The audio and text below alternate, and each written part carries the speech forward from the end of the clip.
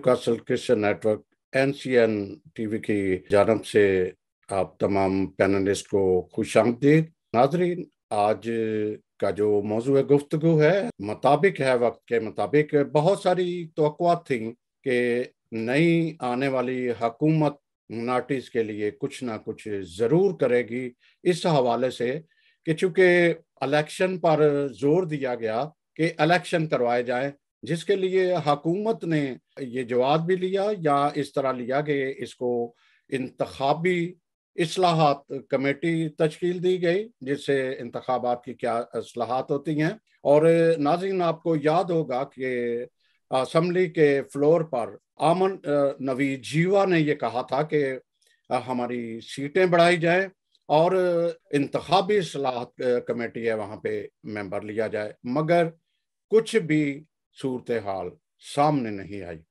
तो आज का हमारा मौजूद गुफ्तगू है कि मजहबी अकलियतें और इंतखाबी इस्लाहात। एक और ये बात भी बताता जाऊं कि 2000 के बाद जो है बहुत सारी तंजीमें, बहुत सारे ऐसे लोग जो समझते हैं कि हमें वोट का हक दिया जाए, वो उन्होंने एहतजाज किया, मुख्तलिफ तंजीमों ने, लोगों ने प्रेस कॉन्फ्रेंस की, लेकिन रिजल्ट कुछ भी नहीं आ रहा। ये जो हुकूमती अमूर है ये ज्यादा अहमियत रखता है, क्योंकि हमारे नुमाइंदे अगर हों तो वो हमारे लिए कुछ सोच सकते हैं। तो नाजरीन, गुफ्तगू का सिलसिला शुरू करते हैं। हमारे साथ हमारी मेजबान आपकी जानी पहचानी माहिर कानून नादिया हमीद हैं। चूँकि यहाँ कानूनी पेचीदगियाँ भी होती हैं, वो इस साथ फीडबैक भी देती हैं, और इस लिहाज से आज हमने सियासी और कानूनी तौर पे और खसूसी तौर पर आज हमने जो कौमी कमीशन बराए माइनॉरिटीज के एल्बर्ट डेविड साहब को भी खसूसन मदऊ किया हुआ है, क्योंकि उनके काम नजर आ रहे होते हैं कि वो क्या करते हैं। वो भी हमारे साथ हैं, इस तरह हमारे साथ जर्नलिस्ट भी हैं। तो जी नादिया साहबा। मेरी तरफ से सबको गुड इवनिंग। हमारे साथ सबसे जो पहले गेस्ट हैं उनका नाम है स्टीफन आसिफ पीटर साहब। ये एक MQM के साबका MP रह चुके हुए हैं सिंध से, साथ में चेयरमैन है पाकिस्तानी क्रिश्चियन कंसर्न इंटरनेशनल के चेयरमैन है। और सेकंड जो हमारे गेस्ट है जिनका तारुफ सैमसन साहब ने अपने इंट्रोडक्शन में भी करवा दिया, अल्बर्ट डेविड साहब। वो खुद भी किसी तारुफ के मोहताज नहीं, क्रिश्चियन कम्युनिटी के लिए उनकी बहुत सारी खिदमात है। और अभी जो करंटली है वो मेंबर है कौमी कमीशन बराए मिनॉरिटी के। सर मैं आप दोनों को वेलकम कहती हूँ। और तीसरे जो हमारे गेस्ट हैं वो है काशिफ अलेक्जेंडर साहब, साबका सदर रह चुके हैं क्रिश्चियन लॉयर एसोसिएशन के, और साथ में ह्यूमन राइट डिफेंडर भी है और एडवोकेट हाई कोर्ट है, और मुख्तलिफ तरीकों से कम्युनिटी को सर्व कर रहे हैं। तो अपना बाकायदा प्रोग्राम शुरू करते हैं। और न्यू क्रिश्चियन कैसल नेटवर्क की तरफ से और मेरी तरफ से सब मेहमानों को खुशामदीद। और देखने वालों को से उम्मीद करती हूँ कि आज का प्रोग्राम जो है आपके लिए काफी सूदमंद होगा और आप इससे बहुत कुछ सीखेंगे भी और कुछ चीजों को जो है वो अपने माइंड में रिफ्रेश भी करेंगे। जी सैमसन साहब। जी जी, यही मेरा भी आज ख्याल है कि हम नादिया, वो लोग कहते हैं कि जी आप टॉक शो करते हो, लेकिन हम चाह रहे हैं कि आज इस टॉक शो में कोई ना कोई ऐसी जरूर बयानियां बने जो आगे चले। तो मेरा ख्याल है कि आप ही स्टार्ट दीजिएगा एल्बर्ट डेविड साहब से, कि उन्होंने चंद दिन पहले, या आप कह सकते हैं कि जब इंतखाबी इस्लाहात कमेटी की सामने आई जो भी तरजीहात थी, तो उन्होंने एक बयानिया भी दिया था जिसमें उन्होंने सेंसेस या सीटों का खास हवाला भी दिया था। जी नादिया। मैं इसके ऊपर बिल्कुल कहूंगी कि जैसे जैसे पॉपुलेशन के सेंसस अगर दुरुस्त होंगे तो साथ ही हम उनकी सीटों की नुमाइंदगी करेंगे। और जब प्रॉपर नुमाइंदगी आएगी तो ही बेहतर तरीके से उनको उनके राइट्स दिए जा सकते हैं। ये हमारे कॉन्स्टिट्यूशन का आर्टिकल 37 भी बयान करता है। तो मेरा जो सबसे पहला क्वेश्चन है जो कि मैंने भी अपने अल्फाज में समेटा है और सैमसन साहब ने भी बोला, तो मेरी अल्बर्ट डेविड साहब से रिक्वेस्ट है कि एक तो आपका बयान हमारे पास सामने आया था जब सेंसस का जो वो दादोशुमार है वो सामने आए थे, तो आपने रिप्रेजेंटेशन की भी खुद भी बात की थी, इसके अलावा संसन साहब ने हवाला दिया था अभी हमें केपीके से। तो मैं चाहूंगी कि आप क्या कहते हैं। उसमें देखिए, जो आपने सेंसस वाली बात की है ना, वो बिल्कुल जेन्युइन है। और थोड़ा सा मैं आपको उसमें थोड़ा सा बैकग्राउंड दे दूं कि ये जो 2018 के जो सेंसस थे ना, ये सिर्फ हमारे लिए ही मुतनाज़ा नहीं थे। ये और जो बहुत सारे जो मेजॉरिटी के लोग हैं उनके लिए भी मुतनाज़ा थे, और वो इनको दिल से तस्लीम नहीं करते। उसमें एमक्यूएम का इसके ऊपर बहुत बड़ा उनके तहफ़्फ़ुज़ात हैं, पीपल्स पार्टी के खुद तहफ़्फ़ुज़ात हैं इसके ऊपर।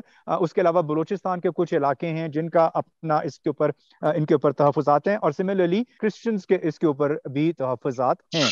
और उसकी एक जो मेन वजह है वो ये है कि हमारी जो आबादी है उसको कम, या मैं समझता हूँ कि अंडर रिपोर्टिंग उसकी हुई है। जो पिछला सेंसस है उसमें हम 1.58% थे पाकिस्तान में, लेकिन इस सेंसस में आके अब हम 1.27% रह गए हैं, जो कि एक बहुत बड़ा ड्रॉप है। अगर हम परसेंटेज की बात करें तो 0.32% हमारी आबादी इसमें कम हुई है। इसमें इसकी बहुत सारी वजूहात हैं, लेकिन असल जो चीज है वो ये है कि सरकारी सतह पे इस चीज का कोई नोटिस नहीं लिया गया कि ये क्या वजह है, ये आबादी में इतनी कमी क्यों हुई है। और ये एक बहुत बड़ा अलमिया है कि सेंसस को सिर्फ नंबर्स गिनने के लिए लिया जाता है, जो डेमोग्राफिक्स का एक जो सारा जो सिलसिला है उसको नजरअंदाज कर दिया जाता है। और इस बात का हम इजहार कर चुके हैं कि नंबर्स डायरेक्टली इम्पैक्ट करते हैं आपके सोशल जो राइट्स हैं उनको, आपके जो पॉलिटिकल राइट्स हैं उन पे डायरेक्टली इम्पैक्ट होता है। और ये जो पॉलिटिकल राइट्स हैं उसमें सबसे जो इम्पोर्टेंट चीज है वो यही है कि हमारी सीटों में इजाफा इस वजह से नहीं हो रहा, और दो तीन बिल्स जो असेंबली में पेश किए गए हैं वो इसी वजह से रिजेक्ट हो गए हैं कि आबादी नहीं बढ़ी आपकी, या आबादी कम है, इस वजह से आपकी सीटों में इजाफा नहीं हो सकता।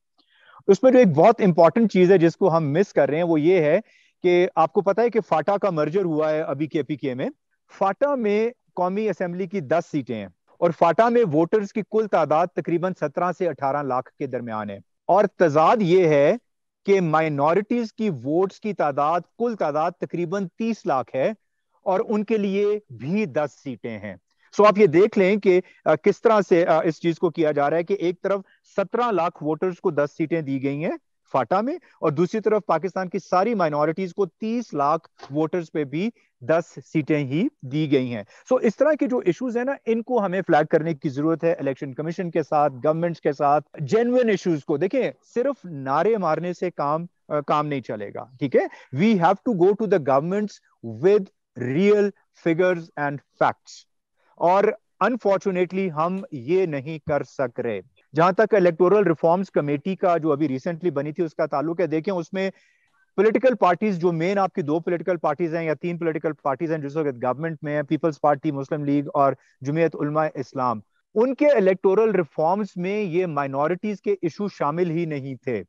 उनके दो तीन जो इलेक्टोरल रिफॉर्म्स जो वो करना चाह रहे थे, एक वो ईवीएम्स को चेंज करना चाह रहे थे, इलेक्ट्रॉनिक वोटिंग मशीन्स को, और दूसरा वो जो ओवरसीज वोटर्स हैं उनके मुतालिक। ये दो एजेंडे थे उनके, उन्होंने उन्हीं दो एजेंडों पे, एजेंडा आइटम्स पे उन्होंने इलेक्टोरल रिफॉर्म्स कर दी। अनफॉर्चुनेटली मैं समझता हूँ कि यहाँ पे रोल था हमारे पार्लियामेंटेरियंस का, हमारे उन लोगों का जो पार्लियामेंट में बैठे हैं। उन्होंने एजेंडे में ये सीट्स ऐड करवानी थी, या ये माइनॉरिटीज के इश्यूज ऐड कराने थे। जीवा साहब ने बहुत अच्छी बात है, उन्होंने फ्लोर ऑफ द हाउस इस चीज को कहा, लेकिन इशू ये है कि ये प्राइवेट मेंबर बिल नहीं हो सकता। ये पार्टी का जब तक बिल नहीं बनेगा या एक इत्तेहाद का बिल नहीं बनेगा तब तक इसमें कामयाबी नहीं होगी। हमें लॉबी करनी है पॉलिटिकल पार्टीज के साथ, हमें जाना है इलेक्शन कमीशन के पास। और काशिफ साहब शायद इस बात से मेरी एग्री करेंगे कि अदालत जाने से भी कोई फायदा नहीं होगा, क्योंकि अदालत ने डायरेक्शन पार्लियामेंट को ही देनी है कि आप ये काम करें। और जे सालिक के केस में सुप्रीम कोर्ट ऑलरेडी पार्लियामेंट को, नेशनल असेंबली को कह चुकी है कि जी आप इस इशू को देखें। तो वो जब तक पार्लियामेंट की अपनी पॉलिटिकल विल नहीं होगी तब तक मैं नहीं समझता कि हम इसमें कोई कामयाबी हासिल कर सकते हैं। लिहाजा अब जरूरत यह है कि हमें कम से कम एजेंडे पे मुत्तफिक होने की जरूरत है। वो जैसे कहते हैं ना, कम से कम अचीवेबल एजेंडा, हम जब तक उस पे आपस में इत्तेफाक नहीं करेंगे तब तक शायद चीजों को हम आगे नहीं बढ़ा सकेंगे। कंसेंसस डेवलप करने की जरूरत है, और कंसेंसस सिर्फ क्रिश्चियंस में डेवलप नहीं करना। अनफॉर्चुनेटली हम जो चीज मिस कर रहे हैं, चलें सरकारी अदादोशुमारी से ही, लेकिन इस मुल्क की इस वक्त जो बड़ी माइनॉरिटी है वो हिंदूज हैं। हमें हिंदूज के साथ मिलकर एक कंसेंसस डेवलप करना होगा। जब तक हम सारी माइनॉरिटीज इकट्ठी नहीं होंगी, सिर्फ हमारे क्रिश्चियंस के कहने पे ये सिस्टम तब्दील नहीं होगा, सीटों में इजाफा नहीं होगा, या ये इस्लाहात नहीं होंगी। हमें as a minority, united minority, हमें इकट्ठा होना होगा और इन मुतालबात को और इन इस्लाहात को आगे लेके चलना होगा। This is what I think. जी पीटर साहब, मेरा आपसे दो तरह का क्वेश्चन है। एक तो आपका इदारा है पाकिस्तानी क्रिश्चियन कंसर्न, और दूसरा आप पॉलिटिकल पर्सन। तो मेरे ये क्वेश्चन है कि जब सोशो इकोनॉमिकल और सोशो इनजस्टिस होता है और पॉलिटिकल इनजस्टिस होता है, मिनॉरिटीज के साथ इंतखाबी इस्लाहात तभी होंगी ना जब इनकी पॉपुलेशन की सही काउंट होगा, फिर उनको वो प्रॉपर नुमाइंदगी दी जाएगी। तो मेरा ये है क्वेश्चन आपसे कि क्या मार्जिनाइज जो हमारी कम्युनिटीज हैं या मिनॉरिटीज हैं यहाँ पे, उनके राइट्स जो है, उनके नुमाइंदगी प्रॉपर तरीके से असम्बलीज में क्यों रिप्रेजेंट नहीं कर पाते? क्योंकि वो तो उनके नुमाइंदे चुने नहीं गए होते, सिलेक्टेड ही होते हैं, लेकिन वो उनके अंदर से निकल के आते हैं। तो क्यों वो बेहतर तरीके से उनके दर्द की अक्कासी नहीं कर पाते? जी नादिया, क्योंकि आप भी एक पॉलिटिकल पर्सन रह चुके हैं और सीट होल्डर एमपी रह चुके हैं। तो मेरा क्वेश्चन इस वजह से आपको इस तरह का करना था कि आप जी जी माशी जी बदहाली जी भी वो बर्दाश्त कर रहे होते हैं, पॉलिटिकल बदहाली भी। जी, thank you very much Nadia. और न्यू कासल नेटवर्क का भी मैं शुक्रगुजार हूँ कि बड़े अच्छे एक बर्निंग इशू पे आपने बात की है। और मैं ये समझता हूँ कि हमें बहुत ज़रूरी है अपनी कम्युनिटी को ये चीज़ें समझाने की। लेकिन जब आपकी कम्युनिटी जो है वो अवेयर होगी इस हवाले से, तो उन्हें असेसमेंट में आसानी होगी कि हम कहाँ खड़े हैं। आप का सवाल बड़ा ज़बरदस्त है, और मैं ये समझता हूँ कि हमारे साथ जो है ना, आज से नहीं, जब से पाकिस्तान बना है तब से हमारे साथ ये मामला हो रहे हैं, लेकिन हम समझ नहीं पा रहे। मैं थोड़ा सा पीछे जाऊंगा इस हवाले से और आपसे ये रिक्वेस्ट करूंगा कि आप जरा नजर डालें कि 73 में आपका जो कॉन्स्टिट्यूशन जो है वो बना है, ठीक है, जो लास्ट कॉन्स्टिट्यूशन, अभी तक 49 ईयर्स हो गए। और इन 49 ईयर्स में आपकी जो अमेंडमेंट्स हुई हैं वो 27 अमेंडमेंट्स हुई हैं अभी तक। अच्छा, अब आती है बात इस्लाहात की। तो इस्लाहात जो है वो एक जमा है इसकी इस्लाह की। इस्लाह कैसे की जाती है और क्यों की जाती है, इसको समझने की जरूरत है। किसी भी एक्ट को या किसी भी कानून को जब बनाया जाता है तो वो अपने आप या बजाते खुद जो है वो 100% ठीक नहीं होता, उसमें इस्लाहात की जरूरत पेश आती है। और फिर जो है वो हम कोशिश करते हैं कि उसमें अमेंडमेंट करके जो कमियां हैं, जो कमजोरियां हैं, उनको खत्म किया जाए ताकि जो भी रिलेटेड कम्युनिटी है उससे फायदा उठा सके। बदकिस्मती के साथ हमारी माइनॉरिटीज की जो भी प्रॉब्लम्स आई हैं, हमें जो सिस्टम दिया गया है इलेक्शन सिस्टम, वो इलेक्शन सिस्टम हमें अभी तक जो है, आप यूं समझ लें कि हमने जुदा गाना भी देखा है, हमने ज्वाइंट भी देखा है, और हमने अभी ये प्रोपोर्शनल सिस्टम में चल रहे हैं। लेकिन बदकिस्मती से 27 अमेंडमेंट में से आज तक आपके माइनॉरिटीज की बेहतरी के लिए कोई अमेंडमेंट नहीं की गई। ठीक है, सबसे पहला तो अलमिया यही है। चलें, मैं ये समझता हूं कि अगर हमें जो मखलूत तर्ज इंतखाब दिया गया तो वो ठीक था, उसमें ये होना चाहिए था कि उसको असेस किया जाता और असेसमेंट के बाद फिर उसमें इस्लाहात की जाती, रिफॉर्म्स लाई जाती, ताकि अगर कोई कमी बेशी है तो वो उसको पूरा किया जाए। चलें, खैर वो नहीं हुआ। फिर उसके बाद हमें जुदागाना दिया गया, और वो भी आप 85 से लेके 2000 तक आपने जुदागाना जो है वो इंजॉय किया, और जुदागाना में हमने ये महसूस किया कि हम बिल्कुल सेपरेट हो गए।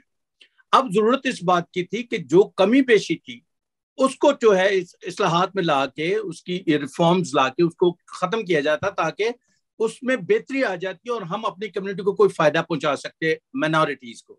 ऐसा नहीं हुआ, उसमें भी अमेंडमेंट्स हुई लेकिन ऐसा नहीं हुआ। अब आ गया प्रोपोर्शनल सिस्टम। 22 साल से हम प्रोपोर्शनल सिस्टम को देख रहे हैं और आज हमारी कम्युनिटी का हर बंदा, हर फर्द ये कह रहा है कि हमें सिलेक्शन नहीं इलेक्शन चाहिए। वो अपनी जगह बिल्कुल दुरुस्त हैं। उसकी वजह यह है कि इस सिलेक्शन में हमारे जो पार्लियामेंटेरियंस जो सूबाई असेंबलियों में या कौमी असेंबलियों में या सेनेट में जाते हैं, वो हैंड टू माउथ हैं, वो कुछ नहीं कर सकते। पहली बात तो ये है कि उनको बिजनेसेस का नहीं पता कि आपने जब हाउस में जाना है तो उसका बिजनेस जो है वो क्या है। हाउस ऑफ जो आपका लीड कर रहा है उसकी इजाजत के बगैर, अगर आप किसी पार्टी से हैं तो उसकी इजाजत के बगैर आप कोई चीज टेबल नहीं कर सकते, आप बिल पेश नहीं कर सकते। अब अगर फर्ज करें आपने हठधर्मी करके जोर जबरदस्ती से बिल टेबल कर भी दिया है, तो वो बिल जो है उसकी अहमियत नहीं होगी, क्योंकि आपको 2/3 मेजोरिटी चाहिए उस बिल को पास कराने के लिए। अब चूंकि मेजोरिटी जो है आपकी वो मुख्तलिफ पार्टियों की है, अब जब तक आपकी उन पार्टीज के साथ, उनके लीडर्स के साथ सिटिंग नहीं होगी, तब तक आप उनको कन्विंस नहीं कर पाएंगे कि आपका मौकफ क्या है। जब आप अपना मौकफ ही बयान नहीं कर पाते, पार्टीज को कन्विंस ही नहीं कर पाते, तो आपके बिल की कोई अहमियत नहीं होती। अब हमें सोचने की ये जरूरत है कि हम ये सारी चीजें जो हैं इनको किस तरह से दूर कर सकते हैं, किस तरह से हमें कौन सा सिस्टम चाहिए, किस सिस्टम को ला के हम ज्यादा से ज्यादा जो है वो कम्युनिटीज को फायदा दे सकते हैं। और उसके लिए जरूरी ये है कि हमारी सारी, जैसे अभी अल्बर्ट साहब ने भी कहा कि सारी माइनॉरिटीज को इकट्ठा होने की जरूरत है, लेकिन बदकिस्मती के साथ हम तो क्रिश्चियन ही इकट्ठे होने के, हमें बड़ी प्रॉब्लम हो रही है। हमने पीसीसीआई बनाई है और पीसीसीआई का मौकफ ये था कि हम ये चाहते हैं कि हम कुछ भी नहीं बनना चाहते, ना एमपीए ना एमएनए ना कुछ, लेकिन हम चाहते हैं कि कम्युनिटी को इकट्ठा किया जाए। हम ये चाहते हैं कि इसको मुनज़्ज़म किया जाए, कम्युनिटी को एक ऐसा सेक्रेटेरिएट, जिस तरह आपके सूबाई सेक्रेटेरिएट्स हैं, जिस तरह आपके वफाकी सेक्रेटेरिएट है इस्लामाबाद में, इस तरह से क्रिश्चियंस का एक प्राइवेट सेक्रेटेरिएट होना चाहिए। और उस सेक्रेटेरिएट में आपकी जनाब आला आपकी रिलीजियस भी हो, आपका पॉलिटिकल भी हो, आपका एजुकेशन का हो, मेडिकल का हो, और इस तरह कम से कम हमारे 10 डिपार्टमेंट हों, जैसे लीगल एड डिपार्टमेंट है, और उसमें हमारे जो हाई एक्सपर्टीज हैं कम्युनिटी के, वो लोग उसमें हिस्सा लें और वो कमेटियां तश्कील दी जाएं। और फिर वो कमेटियां उन पॉइंट्स को नोट डाउन करें कि जिन पॉइंट्स पे हम ज्यादा से ज्यादा कम्युनिटी को फायदा पहुंचा सकते हैं। जब हम उन पॉइंट्स को नोट डाउन करेंगे तो उस पर फिर उन कमेटीज की पॉलिसी बनेगी, और फिर वो अपनी अपनी फील्ड में रहते हुए, रिलीजियस लोग रिलीजियस, पॉलिटिकल लोग पॉलिटिकल, और दीगर लोग जो हैं वो अपने अपनी सिफारिशात पेश करेंगे, तब जाके हमें जो है वो कुछ फायदा हो सकेगा। इस तरह तो वो अपनी मर्जी से हमें इस्तेमाल करते हैं। और आप यूं समझ लें कि माइनॉरिटीज की सीटें, जो 10 सीटें हैं, वो इसी तरह से है कि जैसे आपको एक मिठाई का डब्बा, उसमें मुख्तलिफ मिठाइयां डाल के रख दी गई हैं, और जैसे ही 13-14 सीटें कोई पार्टी जीतती है तो उसको मिठाई का एक टुकड़ा जो है वो माइनॉरिटी का दे दिया जाता है कि लो जी, ले ये खाएं और मौज करें। और फिर वो पार्टियां क्या करती हैं कि जब एक पीस उन्हें पसंद नहीं आता तो उसको उठा के फेंक देते हैं और नया टुकड़ा ले लेते हैं। वो प्रायोरिटी लिस्ट जो जमा कराई जाती है। फिर आप ये भी देखें कि जो चीजें हमें दी जा रही हैं, जिस तरह से हमें सिस्टम दिया जा रहा है, उस सिस्टम में तो हमारी कोई वुकत नहीं है। लिहाजा जरूरत इस बात की है कि माइनॉरिटीज इकट्ठी हों, बैठें और एक दूसरे को समझने की कोशिश करें। जब हम सारे मिल के बैठेंगे, मिल के सोचेंगे, तो फिर हम इस्लाहात की भी बात कर सकते हैं। हमें आज तक यही नहीं पता कि हमें जो इस्लाहात करानी है, इंतखाबी इस्लाहात, वो हैं क्या। कोई जो दागना की तरफ जा रहा है, कोई मखलूत की तरफ जा रहा है, कोई कहता है हमें ड्यूल वोट चाहिए, कोई कहता है हमें प्रोपोर्शनली ठीक है। तो ये हमें जरूरत इस बात की है कि पहले होमवर्क करें, होमवर्क करके आपस में बैठें, डिसाइड करें कि हमें चाहिए क्या। थैंक यू जी। बहुत शुक्रिया आपका जी। काशिफ साहब, मेरा आपसे क्वेश्चन है, थोड़ा सा लीगली भी होगा और साथ में आपसे जनरल व्यू भी लेंगे कि हमारे आइन के अंदर या यानी इलेक्टोरल सिस्टम के अंदर अमेंडमेंट ना होने की और इसमें जो इस्लाहात हम चाहते हैं माइनॉरिटीज में, बड़ी वजह क्या है लीगली भी और आपके पर्सनल व्यू में भी? जी, बहुत बहुत शुक्रिया मैडम नादिया, और खासकर कैसल नेटवर्क की तरफ से भी जो उन्होंने मौका दिया आज का, और बड़ा एक अहम टॉपिक है। और शमशद साहब, आपका बहुत बहुत शुक्रिया। टॉपिक बहुत वास्ट है और बड़ा ही सीधा किस्म का टॉपिक है। अल्बर्ट डेविड साहब ने एक बड़ी खूबसूरत बात की कि हमारा स्टार्ट बीमारी का स्टार्ट जो है वो सेंसस से स्टार्ट होता है। जो किसी भी प्रॉब्लम को एवेल्युएट करना और बाद में उसका लाइन ऑफ एक्शन डिसाइड करना, सबसे बड़ी बात ये है कि उसको हमें पहले इल्म होना चाहिए। हम भी क्रिश्चियन, मैं सिर्फ क्रिश्चियन मिनॉरिटी की बात करूंगा, हम सेग्रीगेट है in different point of views में। हमें अपना इशू, पहली बात है, पता नहीं है कि हमें असल इशू है क्या है। असल जो इंतखाबी इस्लाहात हैं वो तो स्टार्ट बाद में होती हैं। सबसे पहले जो बुनियादी चीज है वो सेंसस है। सेंसस के अंदर जो जब से नादरा का सिस्टम सामने आया है उसके अंदर बहुत सारी कमी कुताहियां देखने को मिली हैं। जैसे हमारे बहुत सारे लोग जो है वो पढ़े लिखे नहीं है, और वहां पे जो मुस्लिम अमला बैठा होता है वो बहुत सारे जब रजिस्ट्रेशन करता है तो उसमें उनका नाम जो है वो मुस्लिम मिनॉरिटी मुस्लिम के तौर पर लिख देता है। जबकि अगर विलियम का नाम आप मुस्लिम लिख देंगे और जॉन का नाम मुस्लिम लिख देंगे और एल्बर्ट का नाम मुस्लिम लिख देंगे तो ये तो अंधे को भी पता लगेगा कि वो क्या किया गया है। बहरहाल ये एक लकूना है और ये हमें यहाँ पे एक डिस्क्रिमिनेशन का सामना शिद्दत हद तक सामना है। तो अगर मैं जनरल बात करूं, पंजाब में सबसे बड़ी जो मिनॉरिटी है वो क्रिश्चियन मिनॉरिटी है। आज अगर आप एलोकेशन देख लें, एज पर कॉन्स्टिट्यूशन की बात करें, तो बलूचिस्तान के अंदर हमें एलोकेट है 4 सीटें। मिनॉरिटी से मुराद है उसमें हिंदू, सिख, क्रिश्चियन सारे मौजूद हैं। और इसी तरीके से सरहद के अंदर 4 है, पंजाब में 10 है और सिंध में 14 है। तो आप इस बात से अंदाजा करें कि ये 10 आएंगे कैसे। कोई इसका सिस्टम वाजे नहीं है, कॉन्स्टिट्यूशन में कोई एलोकेशन नहीं है।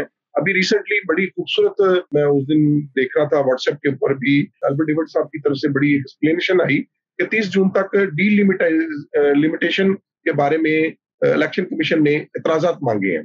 अब डीलिमिटेशन का सबसे बड़ा एतराज मिनॉरिटी शिकार है, और वो शिकार इसी तरीके से ही है कि जब 10 सीटों की एलोकेशन होती है पंजाब के सूबे के अंदर, जहाँ पे सबसे बड़ी मिनॉरिटी क्रिश्चियन है और आबादी के लिहाज से 81% बनती है मिनॉरिटीज के अंदर, और हिंदूज जो है यहाँ पे नहीं है, तो डीलिमिटाइजेशन जब हम करेंगे तो वो किस फार्मूले के तहत करेंगे, और वो फार्मूला क्या होगा। इसी तरीके से हिंदू में जो हिंदूज हैं वो ज्यादा मौजूद है सिंध के अंदर, तो वहां पे डीलिमिटेशन किस तरह होगी। अब अगर हम एप्लीकेशन देते हैं, बीइंग वकील होते, मैं सबसे बड़ी बात करूंगा कि मैं कोई एजुटेट करता हूँ किसी बात के लिए, तो मैं इलेक्शन कमीशन में अगर दरखास्त दाखिल करता हूँ तो मुझे ये देखना पड़ेगा कि मुझे वो दरखास्त दायर करते वक्त कौन सा कानून सपोर्ट करता है और किस कानून के तहत वो मैं दरखास्त दूंगा, तो जिसके तहत मैं अपने क्लाइंट या अपनी जो प्रॉब्लम है या जो एजिटेशन है उसको मैं कैसे उसका हसूल कर सकूंगा। तो कानून के मुताबिक डीलिमिटेशन का हक, बीइंग पाकिस्तानी शहरी होते हुए मुझे हक हासिल जरूर है, लेकिन पाकिस्तानी मिनॉरिटी होते हुए उसका हक हासिल नहीं रह जाता, क्योंकि कॉन्स्टिट्यूशन मुझे कोई ऐसा फार्मूला नहीं देता जिसके तहत मुझे पता हो कि मैंने डीलिमिटेशन कैसे करना है। मैं ये जरूर कर सकता हूं कि मैं उनसे मुतालबा करूं कि मुझे मेरी मिनॉरिटी को डीलिमिटेशन के तहत सीट एलोकेट की जाए कि कौन कौन सा एरिया जो है वो लिमिटेशन के तहत हमें मिलेगा। लेकिन क्योंकि कॉन्स्टिट्यूशन खामोश है इसके बारे में, आर्टिकल 51 उसका प्रोवाइजो 4 जो कि हमें सीटें बताता है वो खामोश है, और वो सिर्फ ये कहता है 2013 में 2002 के अंदर एबॉलिश हो गया था ड्यूल सिस्टम और बहुत सारा, उसके बाद प्रोपोर्शनल रिप्रेजेंटेशन आ गई थी, वो इसके बाद खामोश है बहुत सारी चीजों के बारे में। तो ये census is basic issue, but constitution उसकी माँ है उस प्रॉब्लम की। और वो आज तक बड़ी खूबसूरत बात की कि अपना हमारी 27 तरमीम हुई है और एक तरमीम भी क्रिश्चियन इस्लाहात या क्रिश्चियन कानून के मुतालिक एक तरमीम भी आज तक नहीं हुई। मैं तो ये भी कहता हूं कि कौमी असम्बली से आज तक एक कानून भी मिनॉरिटीज, क्रिश्चियन मिनॉरिटी से रिलेटेड एक कानून नहीं पास हुआ, और सिर्फ एक ही कानून पास हुआ है जो कि क्रिश्चियन प्रॉपर्टी से रिलेटेड है, वो 2002 में, और वो भी सिर्फ क्रिश्चियन चर्चिज के ऊपर एक सिग्मा लगाने के लिए, वो आज तक वो प्रॉब्लम बनी हुई है।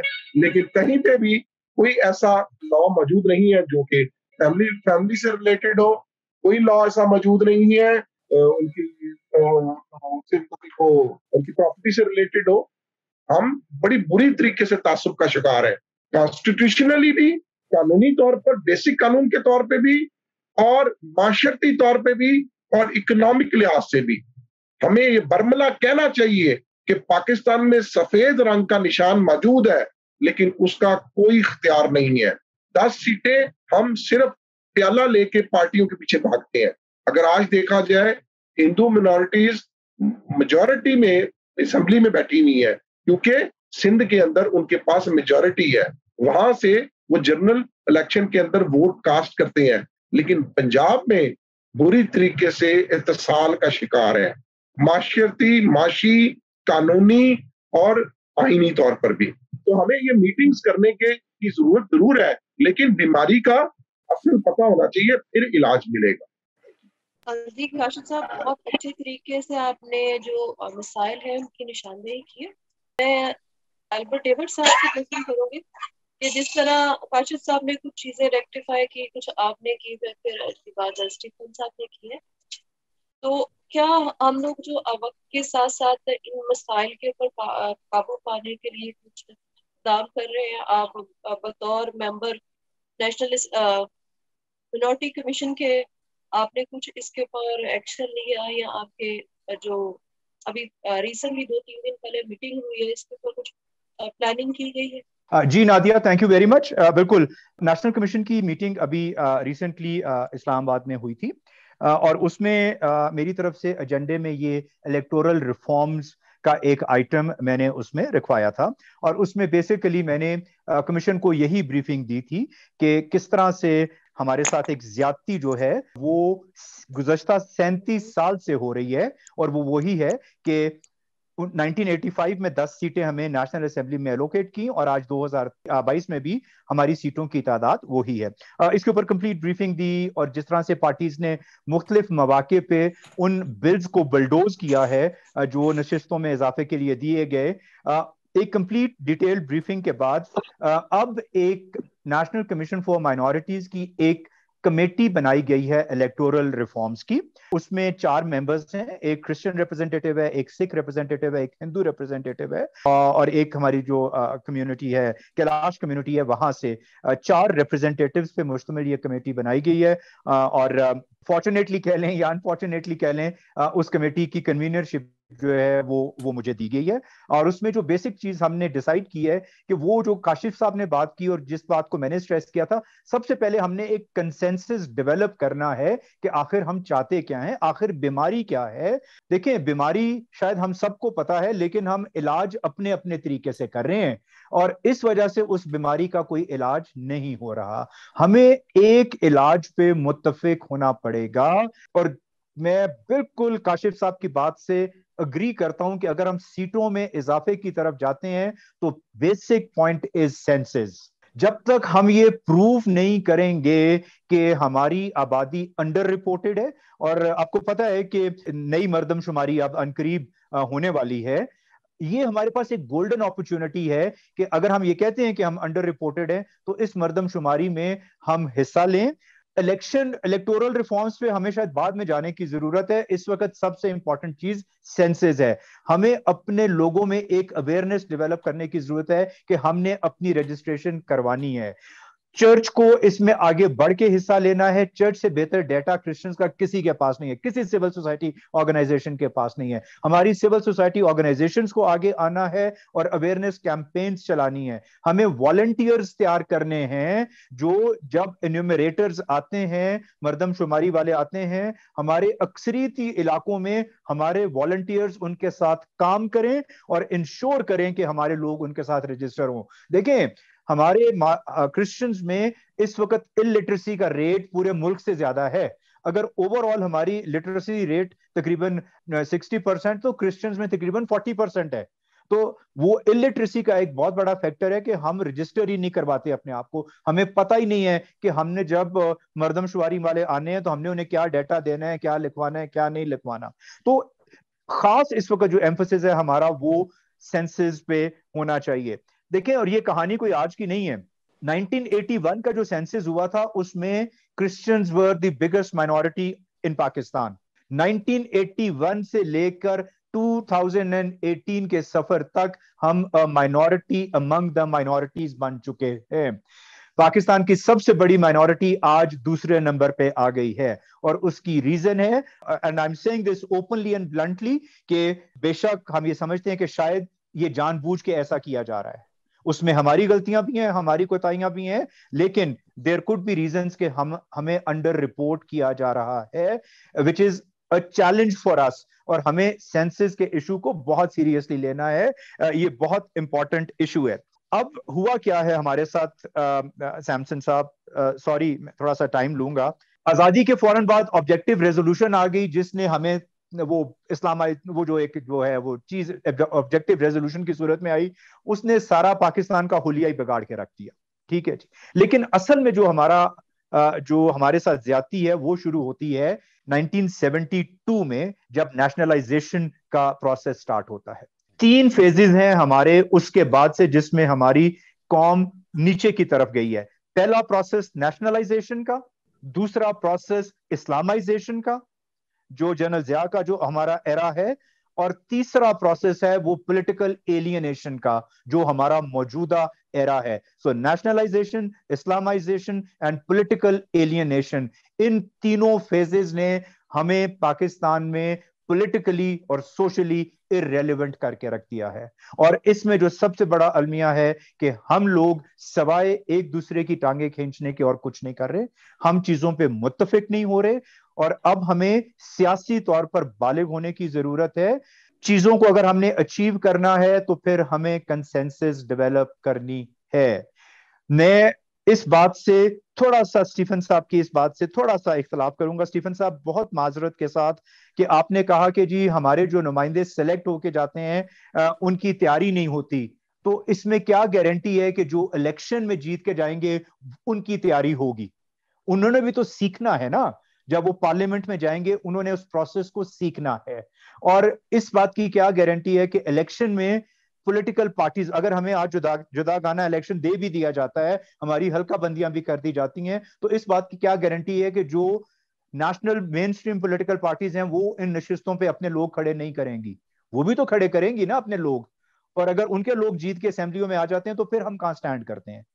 तो ये बात सिर्फ इंतखाबात की नहीं है, ये पॉलिटिकल एक नई, हमें एक पॉलिटिकल नैरेटिव डेवलप करना है।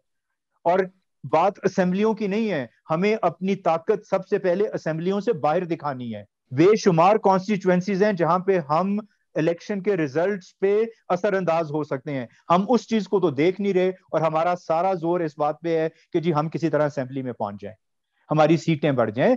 हम उन 10 हलकों या 14 हलकों की बात क्यों कर रहे हैं? हम उन 50-55 हलकों की बात क्यों नहीं करते जहां पे हम इलेक्शन या जितवा सकते हैं या हरा सकते हैं? असल में पॉलिटिकल इन्फ्लुएंस वो होता है जो आप इलेक्शन में करते हैं, जो आप किसी पार्टी को जिताने में या हराने में करते हैं। असेंबली के अंदर पहुंच के जिसकी अक्सरियत आ गई, फिर तो जिसकी अक्सरियत है कानून साजी वो ही करेगा। आप 10 सीटें इलेक्ट करा के भी ले आए तो आप कानून साजी नहीं कर सकते। 10 सीटों पे आप कानून साजी नहीं कर सकते।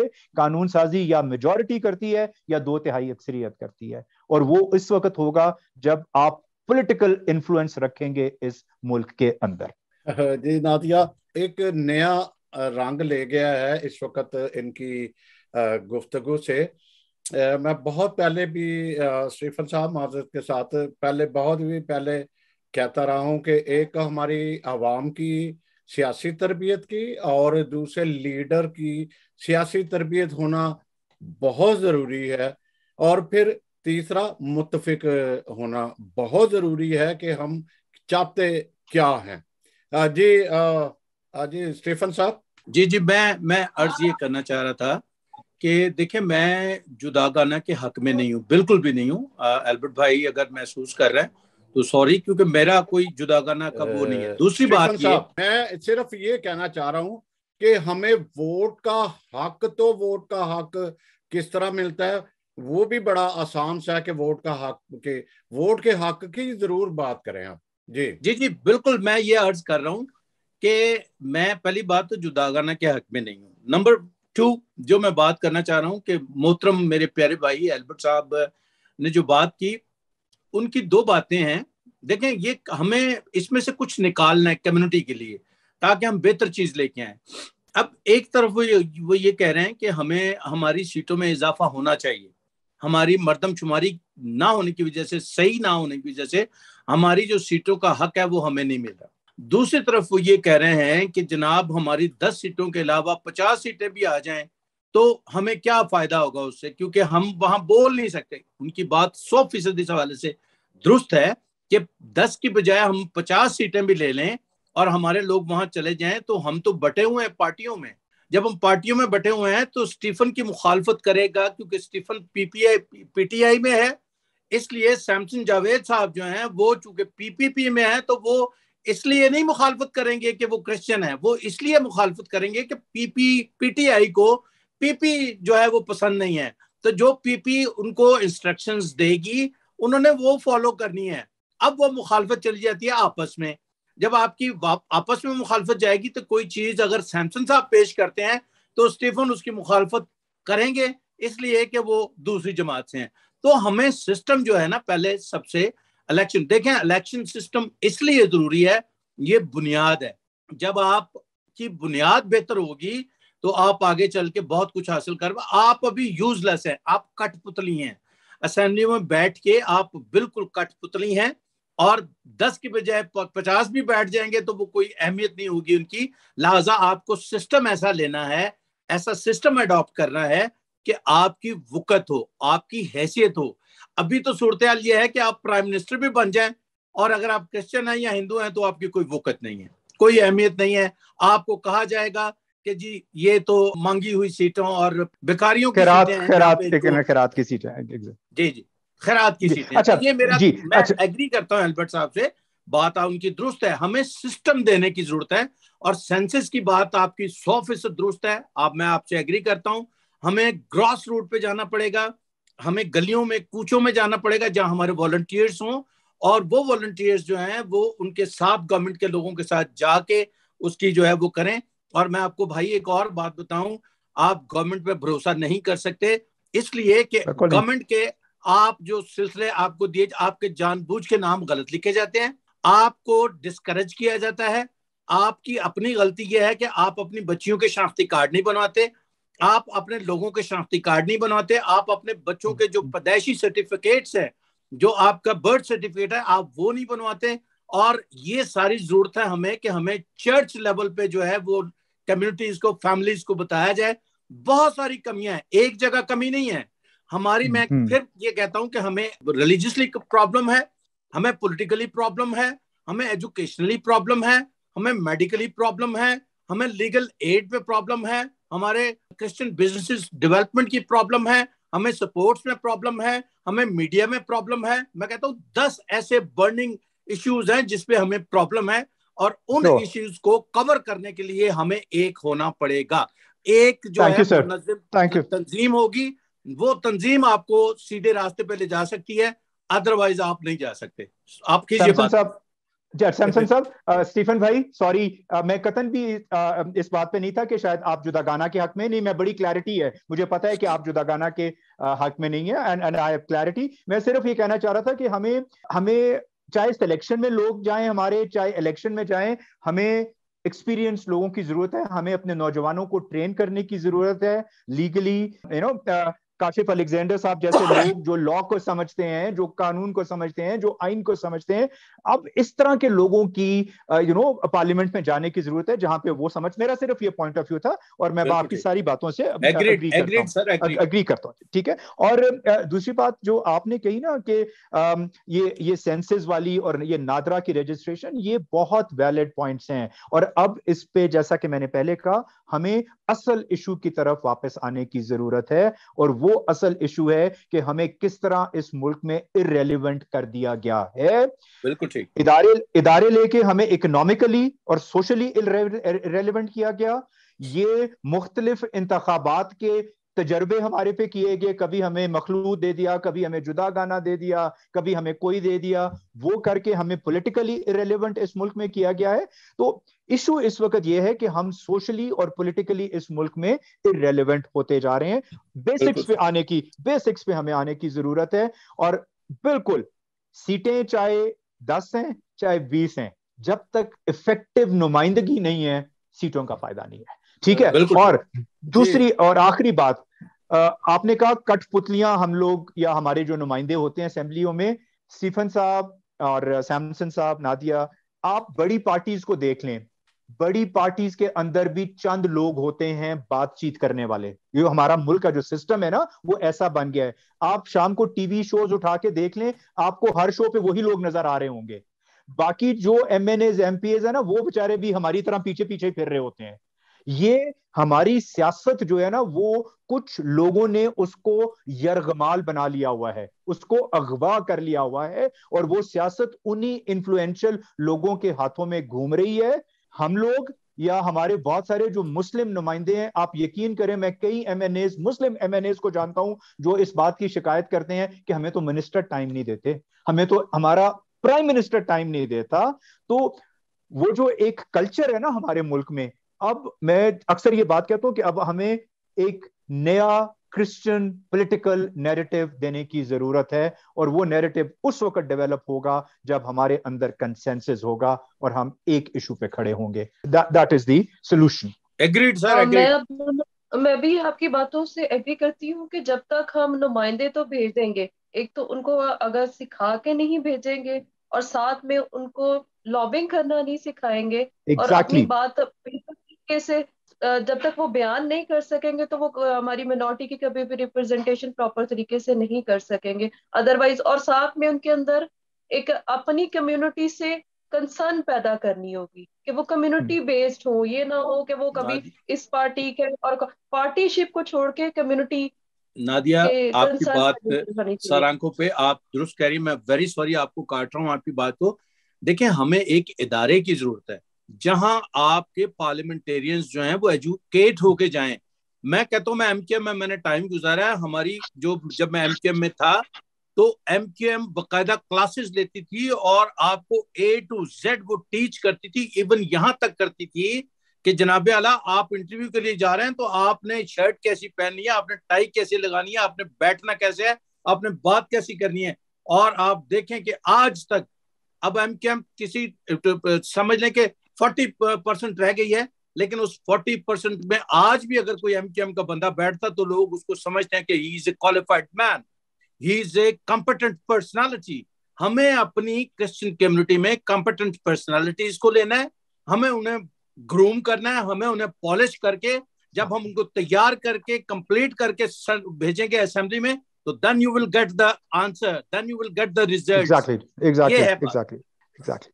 बिल्कुल, यानी मैं इन शॉर्ट वर्ड्स में बोलूँ तो हमें लीडर्स अदा तो चले हो जाते हैं लेकिन उनको तराशने की जरूरत है और उनकी सलाहियतों को निखारने की जरूरत है। Exactly. तो काशिफ साहब, मैं आप काफी देर से इंतजार कर रहे हैं। मेरे आपसे क्वेश्चन है कि जब पहले हमने आपसे क्वेश्चन किया था तो आपने डीलिमिटेशन का वर्ड इस्तेमाल किया था और मेरे समेत बहुत सारे लोगों को की एक्सप्लेनेशन चाहिए कि ये होता क्या है। बहुत शुक्रिया। मैं कहता हूँ कि मैं गुफ्तगू सुन रहा था तो शुक्र है कि हम दोस्त जितने भी हैं वो आहिस्ता आहिस्ता बीमारी की तरफ आते जा रहे हैं और ऑलमोस्ट जो मैं कहना चाह रहा था वो ऑलमोस्ट उस तरफ चल पड़े हैं। जो प्रोपोर्शनल सिस्टम जिसके तहत हमारी सीटें एलोकेट हुई हुई हैं इस टाइम, वो उसका आर्टिकल 51 उसका प्रोवाइजो 4 है। इसके अंदर डीलिमिटेशन की कोई जरूरत नहीं है।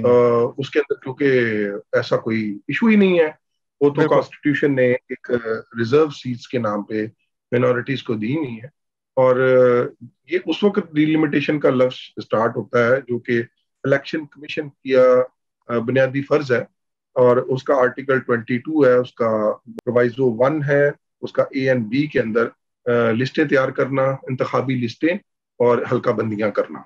ये उस वक्त जरूरत है जब हमने ये 10 सीटें जो है उसको एलोकेट किया है कि ये हर सीट जो है वो 50,000 के ऊपर एक सीट होगी। तो लेकिन क्योंकि कॉन्स्टिट्यूशन इसके बारे में खामोश है और कोई भी ऐसी इलेक्शन तरमीम मौजूद नहीं है, तो हमारी असल बीमारी सेंसस के बाद इन सीटों की एलोकेशन के बारे में है। हम शोर मचाते हैं कि असेंबली में, फर्ज कर लेते हैं, मैं मफरूजे पे बात करता हूँ, लीगल और मफरूजे पे, कि हम असेंबली में कहते हैं कि अब हमारी सीटें जो है वो 10 की बजाय 20 होनी चाहिए। तो आबादी भी तो शो करनी है ना कि 20 के ऊपर आबादी कितनी होनी है। ये कॉन्स्टिट्यूशन खामोश है इसके बारे में कि एक सीट कितनी आबादियों के ऊपर। डीलिमिटेशन का मतलब ये है, आपने अभी रिसेंटली टीवी में सुना होगा कि इलेक्शन कमीशन ने कुछ सीटें कम की हैं किसी सूबे में और किसी सूबे में ज्यादा की हैं, तो वो डीलिमिटेशन आबादी के लिहाज से की है। तो हम आबादी सेंसिस, आबादी कहां से शो होनी है? सेंसिस से। और सेंसिस के अंदर जो क्रिश्चियन आबादी है वो आपको ऑलरेडी पता है कि हिंदूज को ज्यादा किया गया और क्रिश्चियन को कम किया गया। अब इस पे कई लोगों का एतराज भी होगा, सियासी लोगों का एतराज भी होगा कि अगर एलोकेशन कर दी जाती है सीट्स की, तो क्या वो हिंदुओं की रीएलोकेशन होगी कि क्रिश्चियनों की रीएलोकेशन होगी? कि 4 सीटें जो है हिंदुओं की होंगी, 6 सीटें क्रिश्चियनों की होगी, जो पहले होता भी रहा है। और मेरा जहां तक, अगर मैं साहब का तारीख नहीं, तो जब ये वोटों की बेस के ऊपर इलेक्शन होता था तो आपको अच्छी तरह याद है कि बहुत सारे क्रिश्चियन नुमाइंदे जो है वो कराची, सरहद और मुख्तलिफ एरियाज में जाते थे और वहां से वोट कलेक्ट करते थे। तो उस वक्त भी कई लोगों की एतराज होता था कि हमारी हल्का बंदी होनी चाहिए, हमें पूरा पाकिस्तान जी हल्का दे चढ़िया है, हम जा जाके वहां से वोट मांगते हैं। और कल को उसमें ज्यादातर लोगों का ये भी इतराज होता था कि हमारा इलेक्शन का रिजल्ट जो है वो मेन रिजल्ट के कोई हफ्ते, 10 दिन, 15 दिन, कई 2 महीने के बाद भी आता था और उसमें बहुत सारी धांधली भी हो जाती है। तो ये इलेक्शन लॉज के अंदर बड़ा एक अहम तब्दीली की जरूरत है। इसमें एक बीमारी नहीं है, देखिए लीगल इश्यूज है। अब वो जो लीगल इशू ये है डीलिमिटेशन जो कि आर्टिकल 22 ट्रिपल 2 के तहत इलेक्टोरल लॉज के तहत जो इलेक्शन कमीशन करता है, हम उस डीलिमिटेशन से बाहर हैं। हमारे आमिर जीबा साहब ने वहां पे जरूर कहा है कि जी हमारी सीटें बढ़ाओ, लेकिन सर बताओ किस तरह बढ़ाएंगे? आबादी भी तो दो, आबादी की नाम रजिस्ट्रेशन, ना जिसका स्टीफन साहब ने कहा, ना हम अपने कार्ड बनवाते हैं, ना हम कहीं पे बर्थ सर्टिफिकेट्स बनवाते हैं। अगर कोई खुदा खुदा करके बना लेता है तो वहां पे पता लगता है कि विलियम का नाम मुस्लिम लिख दिया, रिलीजन उसका मुस्लिम हो गया। और जब वो कैलकुलेट होंगे तो अल्टीमेटली आबादी तो कम ही होगी। अब बड़ी खूबसूरत बात की है अल्बर्ट डेविड साहब ने कि 1981 के बाद हमारे बच्चे पैदा नहीं हुए, हमारे बच्चे कम होने शुरू हो गए हैं। इसका मतलब ये हुआ कि ये लम्हा फिक्रिया गवर्नमेंट के लिए भी है कि गवर्नमेंट के, इसका मतलब है कि क्रिश्चियन कम्युनिटी पाकिस्तान छोड़ रही है और यहां से हिजरत कर रही है क्योंकि वो यहां से डिस्क्रिमिनेशन का शिकार है। तो ये बात कोई नहीं सोचता और कोई कौमी नुमाइंदा, कोई, आप मुझे बताएं, हम कौमी सियासत के लिए इररेलेवेंट है इस टाइम। कितने सालों से कोई हमारा मिनिस्टर नहीं आया, हिंदू को छोड़े, क्रिश्चियन मिनिस्टर कोई भी नहीं आया। सिर्फ और सिर्फ एक मशीर बना देते हैं और हमारे अनफॉर्चुनेटली वो जो मशीर होते हैं वो हमारी पार्टी के इतने के राग लापते हैं कि वो हमारी जी, और एक काम भी मिनॉरिटी स्वाय क्या होता है, किसी ह्यूमन राइट मिनिस्ट्री के अंदर किसी बेचारे को अगर दे दी है तो वो चर्चिस की दीवारें और सिर्फ उसके फर्श पक्के करवाने की हद तक उस बेचारे के पास फंड होता है, लेकिन एक अमेंडमेंट नहीं करवा सकता वो। एक अमेंडमेंट, मुझे अब तक 20 सालों में एक अमेंडमेंट नहीं हुई जो मैंने अपनी आंखों से देखी हो। इसके लिए मैंने पिछले साल 4 साल मेहनत की है बतौर प्रेसिडेंट होते हुए। मैं कभी गवर्नर को मिल रहा हूँ, कभी मैं जाकर मिनिस्टर को मिल रहा हूँ कि यार एक ही अमेंडमेंट करा दो, अल्लाह के वास्ते एक अमेंडमेंट करवा दो, हम उसको लिख के दे देते हैं, आप उसको पंजाब असेंबली में पुट ही कर दो। आप किसी तरीके से एज में तब्दीली, फोर्स कन्वर्जन हो रही है, उसको छोड़े, आप मेंटेनेंस अलाउंस जो है उसके मतलब कोई अमेंडमेंट करवा दें, आप प्रॉपर्टी से रिलेटेड अमेंडमेंट, एक हम मुझे सिर्फ लारालाइजेशन और कुछ भी नहीं। बड़ी मुश्किल से एक मैंने लेटर करवाया गवर्नर साहब से और वो गया लॉ सेक्रेटरी के पास और उसमें यह था कि हमारे लॉ ऑफिसर्स कर दिए जाए, कुछ भी नहीं हुआ बेचारा। हमें मतलब हम एक पाकिस्तान की सियासत में क्रिश्चियन कम्युनिटी इररेलेवेंट है इस टाइम। और जब तक हम सेंसस के ऊपर तवज्जो नहीं देंगे, सेंसस में अपनी निशानदेही, उनका नाम दर्ज नहीं करवाएंगे फर्ज समझते हुए, अपना मजहबी फरीजा समझते हुए, हमारी ये बहस, हमारी ये गुफ्तगू ला हासिल है कि हमारी सीटें बढ़े, हमारी तरामीम हो, हमारा लॉ बने। हम मुस्लिम नुमाइंदों के रहमो करम के ऊपर है कि हम उनके पास जाएं और अपनी लोकल सियासत के अंदर वोट कास्ट करके अपने मुस्लिम नुमाइंदे के तहत ही बिल को पेश कर सकते हैं, वरना हमारी ये 10 सीटें, तो अल्टीमेटली ये एक ला हासिल गुफ्तगू है। एल्बर्ट भाई यहाँ मौजूद हैं, काशिफ साहब मौजूद हैं, मैं बैठा हूं। आज से क्यों ना स्टार्ट करें कि हम मिल के सेंसस पे काम करें और ग्रास रूट पे जाएं और जो जो भी जरूरतें हमें पेश आती हैं हम एक दूसरे की हेल्प करें। आज हम इस बात का 3 लोग वादा करें, आप देखिएगा कि आज 3 इकट्ठे होंगे, कल ये 300 लोग हो जाएंगे। आज इस बात का वादा करें कि आप सेंसस पे काम करना चाहते हैं और ईमानदारी से करना चाहते हैं। देखें, हमारे चर्चेस हमें नहीं देंगे कुछ भी। चर्चेस कैथोलिक अपनी सेंसस वो करेगा, डेटा इकट्ठा करेगा, प्रोटेस्टेंट अपना डेटा इकट्ठा करेगा, और आप इस पे कोई मीटिंग रखें, बैठें, और मैं आपसे वादा करता हूं कि जहां आप मुझे खड़ा करेंगे मैं आप लोगों के पीछे चलने के लिए तैयार हूं, लेकिन सेंसस पे काम करें। एग्जैक्टली। चले मैं आपको एक चीज दिखा देता हूं। मैं अभी आपके साथ ये देख लें कि काम शुरू हो गया। ये आपको नजर आ रहा है जी? जबरदस्त जबरदस्त काम शुरू हो गया है। ये centre for social justice Peter Jacob साहब ने एक पूरा व्हाइट पेपर जो है वो सेंसस पे और जो कुछ हमारे साथ हुआ है ये उस पे निकाला है। ये 2-3 दिन पहले मैं प्रेस कॉन्फ्रेंस में शामिल था जब ये लॉन्च हुआ है, और खुदा का शुक्र है कि हमारे बहुत सारे हलके अब इस बात पे मुत्तफिक हो गए हैं कि ये एक जो बर्निंग इशू है या एक जो मेन इशू है वो इस वक्त हमारा ये है। डीलिमिटेशंस की बात की नादिया आपने और काशिफ भाई आपने बिल्कुल उसको जबरदस्त तरीके से एक्सप्लेन कर दिया है। कानून क्या कहता है, आइन क्या कहता है। और मैंने जब पिछले दिनों डीलिमिटेशंस हुई थी, मेरा सिर्फ एक पॉइंट है, काशिफ साहब ने उसको एक्सप्लेन किया कि रद्दो बदल हुआ है सीट्स के अंदर। कौमी असेंबली की जो कुल सीटें हैं वो 10 सीटें अब कम हो गई हैं। काशिफ साहब अगर मैं ठीक एक्सप्लेन कर रहा हूं, 10 सीटें 10 हल्के कम हो गए, 10 हल्के कम हो गए हैं। बलूचिस्तान में सीटें बढ़ी हैं, पंजाब में सीटें कम हुई हैं, केपीके में सीटें बढ़ गई हैं। ठीक है, उसके साथ खवातीन की जो रिजर्व सीट्स हैं उनके अंदर रद्दोबदल हुआ है। कहीं पे वो सीटें बढ़ी हैं रिजर्व सीट्स, कहीं पे वो सीटें कम हुई हैं। मेरा जो यहाँ पे पॉइंट था वो ये था कि इलेक्शन कमीशन ने नीचे एक नोट लिखा है, और नोट क्या लिखा है कि अकलियतों की सीटों में कोई रद्दोबदल नहीं किया गया। ये मेरे लिए कंसर्निंग है कि जब आप पूरे सिस्टम को देख रहे हैं तो फिर आप उधर भी थोड़ी सी तवज्जो दे लें। मैं इस बात को देखें, समझता हूं काशिफ भाई कि सेंसस के बगैर इसका हल नहीं है, लेकिन इस पे हमें अब आवाज उठानी शुरू कर देनी चाहिए। और मैं आपसे रिक्वेस्ट करूंगा कि प्लीज, मैं आपके साथ बैठने के लिए तैयार हूं, हमें इलेक्शन कमीशन में ये एप्लीकेशन देनी है।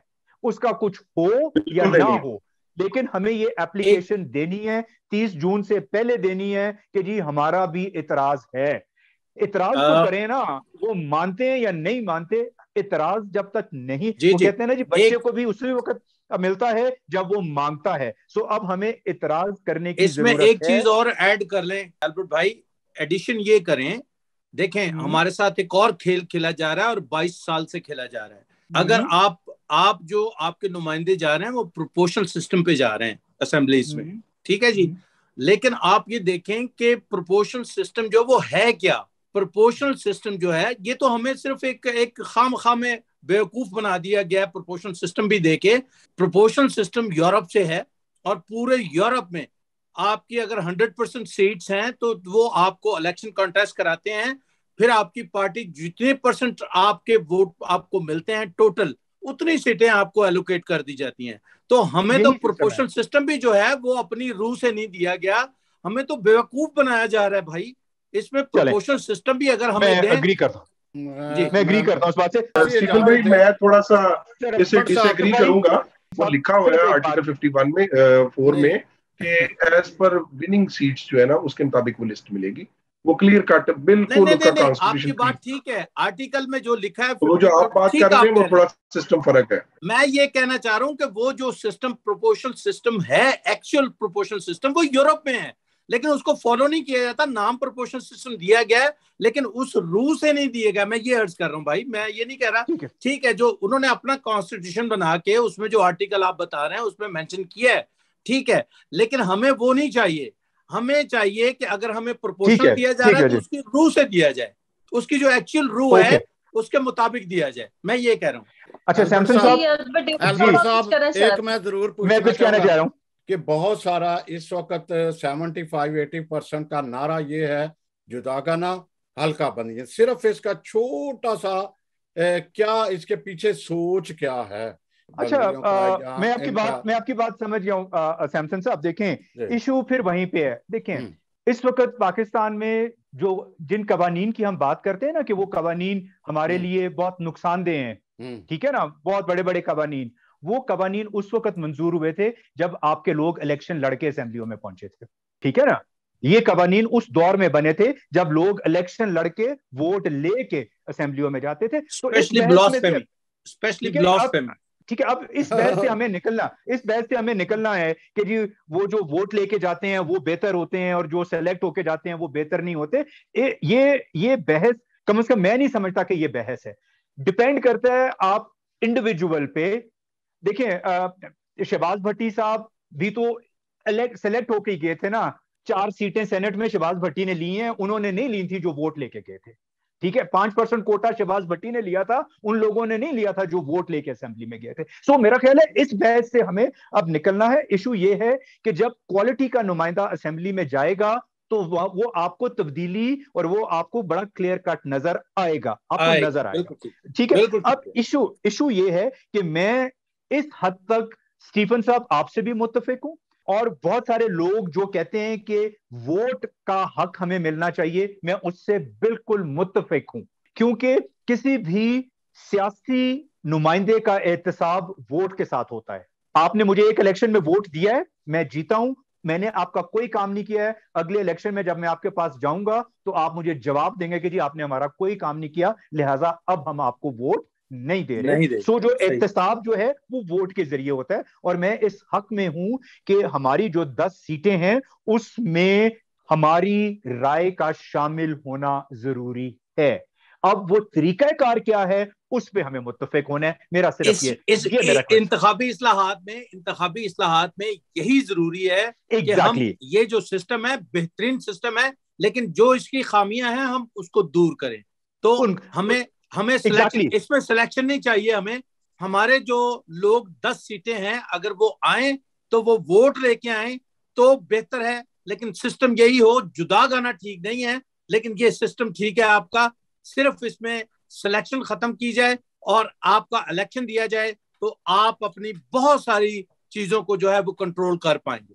जी बिल्कुल, मैं अपने सब मेहमानों से शुक्रिया करूंगी और साथ में हमारे इसी ही प्रोग्राम के अंदर हमने एक हेडलाइन दी हुई थी कि इमरान खान साहब गो के में हम लोग इस टाइम पे किसी पार्टी को या उसके रिप्रेजेंटेटिव को टारगेट नहीं बना रहे, सिर्फ हम इमरान खान साहब की खुद की जो आए दिन बयानात आते हैं हुकूमत मुखालिफ, उसके ऊपर भी रोशनी डालना चाहूंगी। और मैं चाहूंगी कि अपने एक मुख्तसर सा सारे बारी बारी व्यू दें ताकि हम जो कि अभी इलेक्टोरल सिस्टम की इस्लाहात के बारे में करें, वो कि हम पाकिस्तानी होते हुए इससे इस बात को डिनाई नहीं करें, क्योंकि पाकिस्तान होगा और इसकी अगर हम इदारों का एहतराम करेंगे तो ही हम मजबूत कौमियत को फरोग दे सकेंगे और अपने मुल्क को मजबूत कर सकेंगे। अगर जब मुल्क मजबूत होगा तो ही हम लोग अपनी रिप्रेजेंटेशन और अपने हुकूक के बारे में बात कर सकेंगे। जी, मेरे सबसे पहले अल्बर्ट डेविड साहब से रिक्वेस्ट है कि वो इस पे अपने व्यूज दें।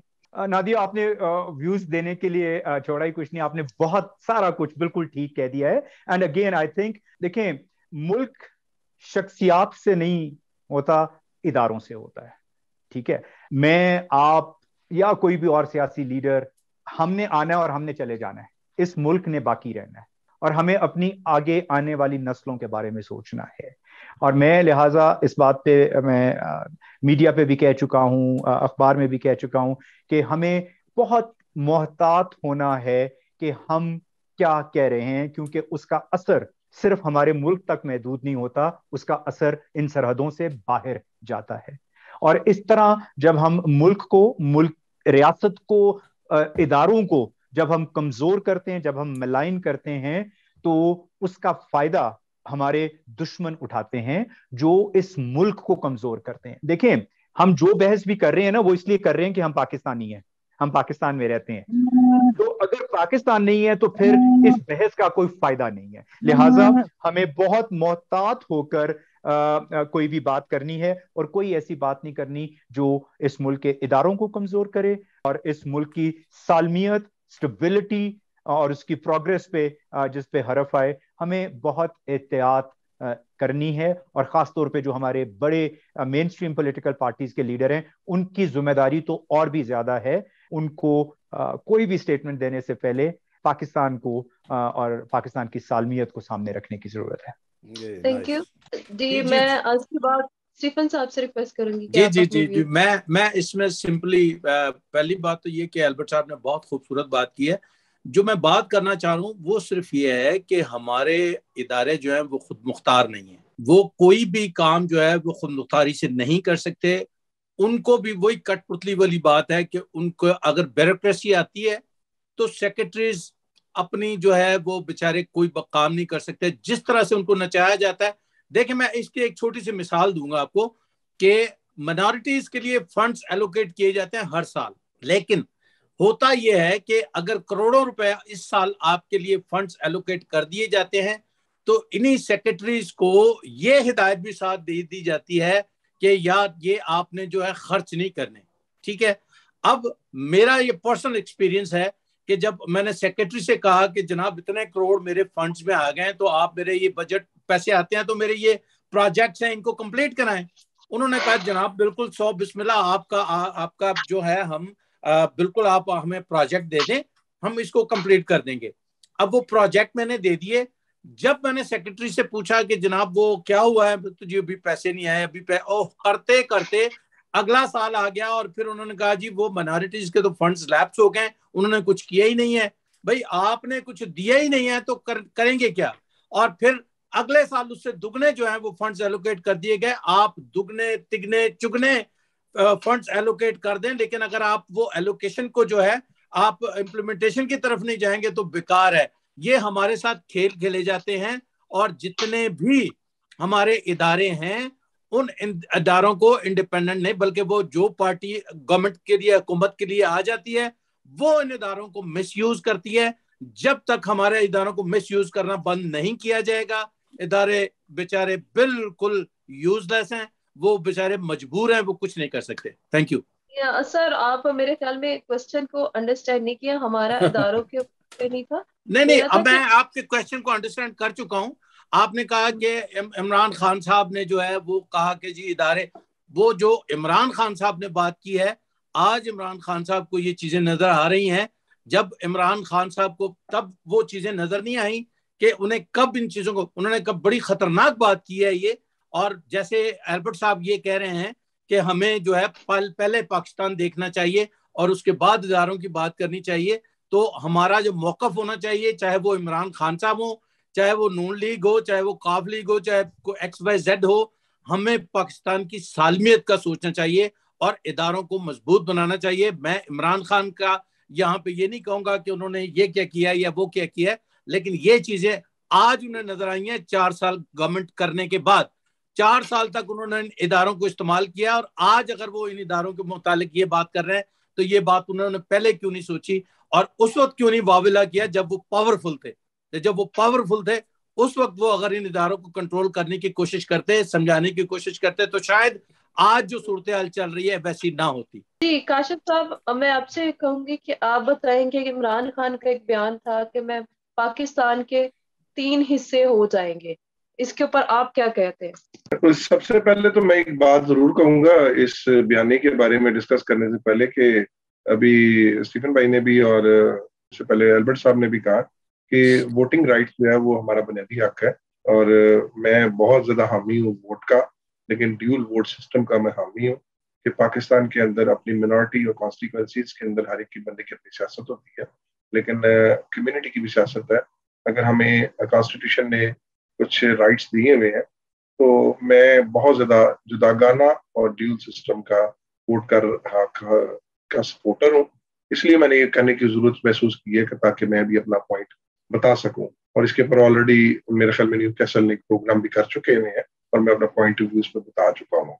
और जहां तक मैडम आपने भी पूछा कि पाकिस्तान के 3 हिस्से होंगे, तो ऐसे जुबान पर खाक और पाकिस्तान हमेशा सलामत रहेगा। मैं पाकिस्तानी हूँ तो यहाँ बैठा आज पाकिस्तान के इलेक्ट्रल सिस्टम के ऊपर डिस्कस कर रहा हूँ। सिस्टम में रहते हुए बहुत सारी खराबियां हैं, वो ठीक भी हो जाएंगी।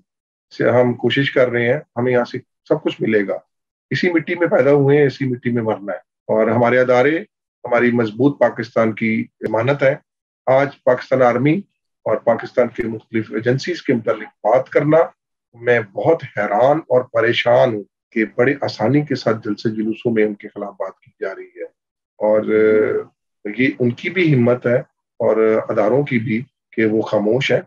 और मैं कहता हूँ एक आम पाकिस्तानी जो कि पाकिस्तान का मुहिब वतन पाकिस्तानी शख्स है, वो इस बात पर परेशान है कि ऐसे बयानात देने से इज्तनाब करना चाहिए। हमेशा याद रखना चाहिए उस जवान को जो बॉर्डर पे रात के टाइम खड़ा है और मैं अपने घर पे एसी लगाकर सोया हूं। तो ये चीजें हमेशा सोचते समझते हुए बात करनी चाहिए। ये पाकिस्तान एक खूबसूरत गुलदस्ता है और ये हमेशा ताक़यामत का कायम रहेगी। थैंक यू कौशिक साहब। और मैं सैमसन साहब जो कि हमारे प्रोड्यूसर भी हैं, को होस्ट भी हैं, मैं उनसे भी उनके व्यूज जानना चाहूंगी। जब ये मैंने सुना तो रियली मैं अभी कुछ ऐसी बात नहीं कहूँगा कि हमेशा इमरान खान जब आए इक़्तिदार में तो इनको काफ़ी सारी हमाकतें होती रही और उन्हें यही कहा गया कि प्लीज आप लिख के तकरीर किया करो, आप ऐसे लफ्ज कह जाते हो, ऐसी बातें करते हो जो आपको इल्म ही नहीं होता, आपको पता ही नहीं होता कि आप क्या कह गए हो। तो इस तरह की हमारे साथ बीइंग कम्युनिटी भी हुआ जब उन्होंने कहा कि हजरत ईसा अलैहिस्सलाम का कहीं भी हिस्ट्री में नाम नहीं। उस वक्त लोगों ने बहुत कहा कि आप लिख के अब आप देखें वो तीनों बातें बहुत ही अहम है कि पाकिस्तान के टुकड़े हो जाएंगे तो रह क्या जाएगा। जैसे बाकी कह रहे हैं कि पाकिस्तान है तो मैं हूं, मेरी पहचान पाकिस्तान है। फिर पाकिस्तान के मुहाफ़िज़ों को अगर आप कह देते हो और उसके बाद आप तीन बातें की हैं तो तीनों बातें इस तरह इंतहाई खतरनाक है। आप 72 साल 74 साल पीछे चले जाओ तो ये पहला मौका होगा जो ये बात सामने आई है। किसी ने आज तक कोई जुर्रत नहीं कही। मेरा ख्याल है मरियम नवाज अगर कहती है कि ये लाडला है सबका, तो लग ये ही रहा है कि ये लाडला इतनी बड़ी बात कर गया और किसी ने उस पर कोई रिएक्शन नहीं लिया, ऐसे हंस के टाल दिया जे पीटीआई ने और बड़े सारी बात की। मैं ज्यादा बात क्योंकि ऑलरेडी हमारा प्रोग्राम ही बहुत लंबा हो चुका है तो मताब तरीके से ही करना चाहिए, लेकिन ये बात उन्होंने कतन सोची नहीं कि क्या वो कह गए हैं क्या नहीं। तो ये साहब एक ही बात मैं कहूंगा जी कि पाकिस्तान जिंदाबाद, पाकिस्तान आर्मी जिंदाबाद। जी जी जी बिल्कुल बिल्कुल। अगर आर्मी नहीं है तो फिर क्या है? एग्रीड जनाब, एग्रीड, बिल्कुल सही जी जी। मेरा ख्याल है नादिया अभी वाइंड अप की तरफ चलते हैं। आज नादिया साहब आप बहुत सारे पब्लिक को या आवाम को ये था कि शायद हम इलेक्शन की बात करेंगे, शायद हम जुदागाना को सपोर्ट करेंगे, हम जरूर इसका एक अलग से डिबेट रखेंगे, लेकिन असल हमारा यही था मौक़िफ़ के इंतखाबी इस्लाहात में हमें क्यों जमात में क्यों नहीं लिया गया। हालांकि इसमें मेन जो था वो एक था मशीनी जो इलेक्टोरल सिस्टम, मशीन के साथ ओवरसीज के साथ या ओवरसीज का वोट जो था, ये ज्यादा मेन ये था। और एक बात मैं जरूर कहना चाहूंगा कि दुनिया में सिफर साहब कोई ऐसा मुल्क नहीं, आप यूरोप में मतलब इंग्लैंड में हो तो आप हर जगह तल्लक है पूरे वर्ल्ड के साथ, तो हमारा भी तल्लक है। कोई ऐसा मुल्क नहीं है जहां पे सिलेक्शन सिस्टम हो कि सिलेक्शन सिस्टम से कोई नुमाइंदा किसी भी कम्युनिटी का जाए वो इलेक्टोरल मतलब वो इलेक्ट होके ही जाता है, इलेक्शन आता है। बिल्कुल सही, बिल्कुल कभी ऐसा नहीं हुआ। लेकिन पाकिस्तान में जो गंगा कहते हैं वो उल्टी बहती है। तो जो हामी थे जुदागाना के उनके लिए हम स्पेशल ये अलग से जरूर सेशन रखेंगे। जी जी। लेकिन मैं एक बात जरूर कहूंगा कि हम सिलेक्शन को कभी भी सपोर्ट नहीं करते, कभी भी नहीं करेंगे। हम वोट के हक की बात करेंगे और हम हामी हैं। अफसोस इस बात का है कि जब ये चेंज करवाया गया, मुशर्रफ के साथ बात हुई तो उन्होंने कोई ऐसा रूट मैप नहीं दिया कि हमारी कम्युनिटी के लिए क्या बेहतर है क्या नहीं है, आप ये खत्म करो लेकिन उसके लिए वोट का हक खत्म ना करो। जी ना नादिया। करो। बिल्कुल ठीक, जी बिल्कुल ठीक। कंचन साहब, मैं आपकी इस बात को आगे नहीं लेके चलूंगी क्योंकि नेक्स्ट प्रोग्राम के लिए बहुत कुछ छोड़ना चाहिए। और जी हमारे देखने वाले नाजरीन जो है इस टॉपिक के ऊपर के अंदर काफी इंटरेस्टेड भी होंगे, और हमारे पैनलिस्ट भी, कि वो अपनी अपनी मजीद जो है वो कीमती जो राय है वो हमारे साथ शेयर कर सके। तो मैं सबका इस टाइम थैंक यू करूंगी कि आपने अपने कीमती टाइम से हमें टाइम दिया, कीमती टाइम। और नाम बनाम करूंगी सबसे पहले अल्बर्ट डेविड साहब का, कि उन्होंने अपनी सिटी से दूर होते हुए भी सारे कंडीशंस को कोप करते हुए हमें टाइम दिया, और अपनी बहुत ही सिर हासिल जो नॉलेज था वो हमारे साथ शेयर किया। फिर स्टीफन साहब का, कि उन्होंने अपने प्लेटफॉर्म से मुख्तलिफ चीज़ें ऑफर करवाई, और मैं उनसे रिक्वेस्ट करूंगी कि आप अपने जो क्रिश्चियन कंसर्न इंटरनेशनल के प्लेटफॉर्म से ग्रास रूट लेवल पे प्रोग्राम अरेंज करें जहाँ पे लीडर्स हम तैयार किए जाएं, और इलेक्टोरल सिस्टम के अंदर अपना अहम किरदार अदा करें। और काशिफ अलेक्जेंडर साहब का, कि उन्होंने कानूनी जो है वो भी नुक्ता नज़र से हमें कुछ चीज़ें समझाई और बाकी अपनी राय दी।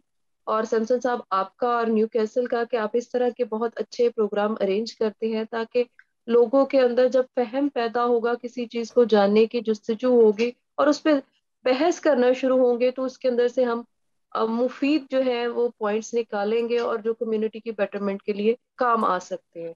तो मेरी तरफ से और सब देखने वालों की तरफ से शुक्रिया आप सब गेस्ट का कि आप आए हैं। जी, बहुत जी शुक्रिया जी नादिया, बहुत अच्छा लगा आप लोगों के साथ। और मैं समझता हूँ कि ये बड़ी पॉजिटिव किस्म की गुफ्तगू हुई, और इस तरह के प्रोग्राम्स होने चाहिए ताकि हमारी कम्युनिटी को जो है अवेयरनेस मिले। थैंक यू जी।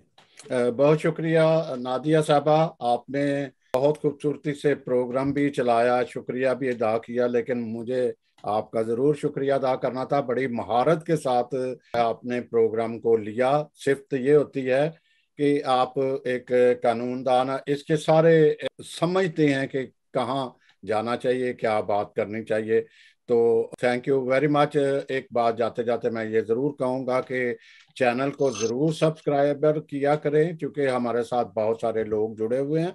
और जब तक हम इसको मज़ीद इस चैनल को आगे नहीं बढ़ाते, आगे नहीं लेके जाते, तो इसका एक मधु धारा हो जाएगा। और फेसबुक पे लाने का मकसद ये था कि ज़्यादा से ज़्यादा सुने। तो आप ज़रूर प्लीज़ इसको सब्सक्राइब कीजिएगा, क्योंकि ये पूरे जो दुनिया में देखा जाता है और वो ज़्यादातर जो है यूट्यूब पे देखते हैं। तो ये ज़रूर कीजिएगा। खुदा आप सबका हामी नाज़िर हो। इस प्रोग्राम में हमारी किसी की भी दिलआज़ारी करना मकसूद नहीं था। अगर हमने नाम लिए हैं या ऐसी बात हुई है, तो मैं ज़रूर कहूँगा कि दोनों ही हमारे लीगल एडवाइज़र बैठे हुए हैं, नादिया हमीद और अलेक्जेंडर काशिफ साहब। लेकिन फिर भी मुझे ये लफ्ज़ ज़रूर कहना पड़ेगा कि अदारा जो यहाँ आरा हैं, पैनलिस्ट की आरा हैं, उससे मुत्तफिक होना ज़रूरी नहीं है। आप अपना ख्याल रखिएगा। Take care. खुदा आप सबका हामी नासर हो, और खसूसन पाकिस्तान का वो उसकी हिफाजत करे। बहुत शुक्रिया। Thank thank you. यू। खुदा हाफिज।